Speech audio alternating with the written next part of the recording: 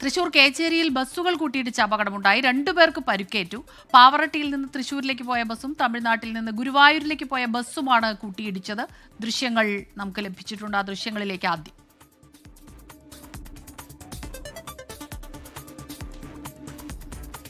സൂരജ് സജിയാണ് ചേരുന്നത് വിവരങ്ങളുമായി. സൂരജ്, ഈ ബസ്സുകൾ തമ്മിലാണ് കൂട്ടിയിടിച്ചത്.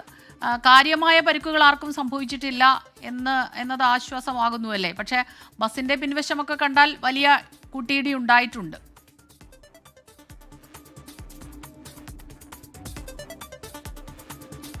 സ്മിത, 2 ബസ്സുകളും വേഗത്തിലായിരുന്നു ഉണ്ടായിരുന്നത്. അതുകൊണ്ട് തന്നെ കൂട്ടിയുടെ ആഘാതം വളരെ വലുതായിരുന്നു എന്നുള്ളതാണ് ഈ ബസ്സിലടക്കമുണ്ടായിരുന്ന യാത്രക്കാർ പറയുന്നത്. പക്ഷേ 2 പേർക്ക് മാത്രമാണ് പരിക്കേറ്റത്. പരിക്കേറ്റവരുടെ നില ഗുരുതരമല്ല. ഇരുവരെയും തൃശൂർ അമല ആശുപത്രിയിൽ പ്രവേശിപ്പിക്കുകയും ചെയ്തിട്ടുണ്ട്. ഇന്ന് രാവിലെയാണ് കേച്ചേരി പെരുമണ്ണ ഭാഗത്ത് ഈ കാർത്തേയനി ക്ഷേത്രത്തിന് സമീപത്ത് വെച്ച് ഈ ബസ്സുകൾ കൂട്ടിയിടിക്കുന്നത്.